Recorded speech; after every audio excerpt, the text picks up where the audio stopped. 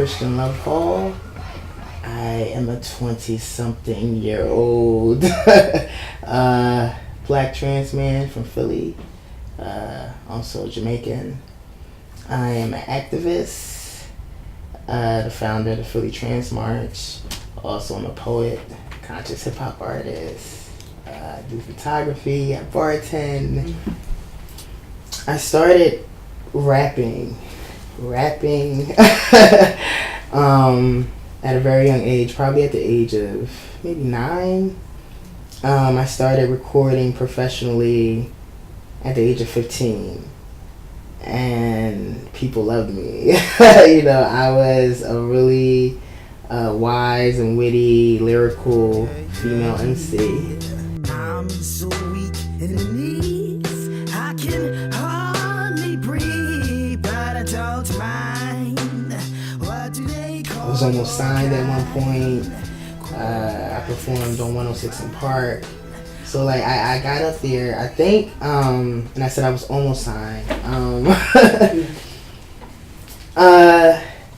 None of my record contracts ever became finalized because one of the things that I refused to do was to change my look. They wanted me to wear dresses and tight jeans and a hair weave, and at the time I still identified as butch, but that just wasn't me.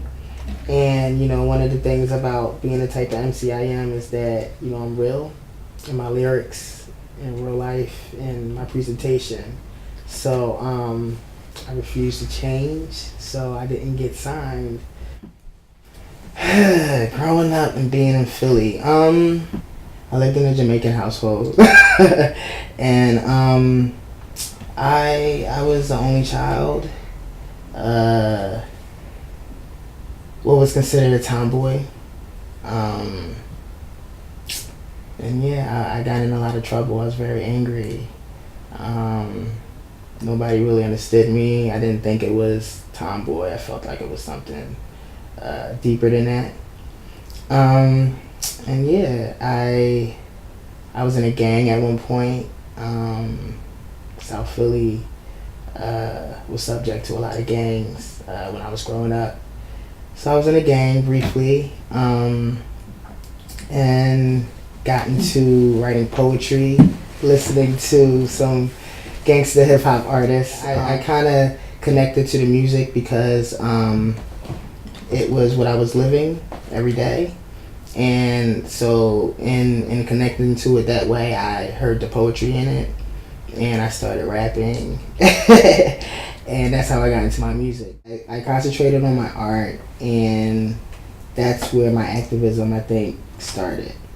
And it wasn't about trans issues or anything like that. It was about the black community. And then I transitioned.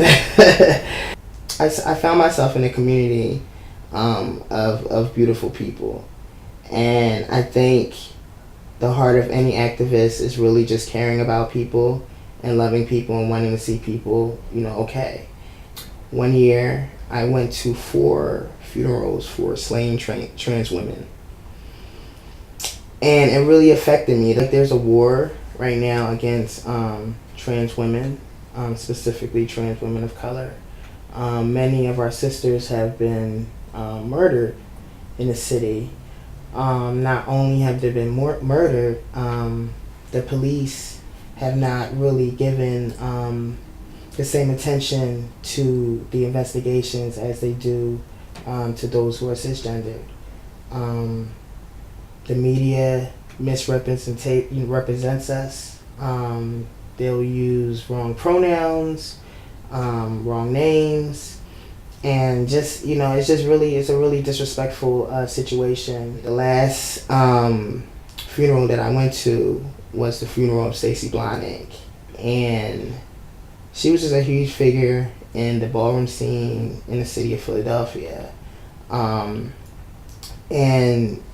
the funeral just really moved me, and I just didn't understand why the only event that the trans community had in our city was Trans Day of Remembrance, and it just kind of it wasn't enough. I felt like we needed to do something other than just remember, those who are not with us. Other than just wait for the next one to be plucked off the earth.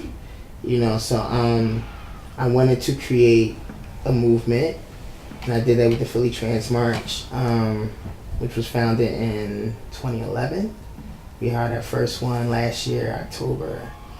It was awesome. Yeah.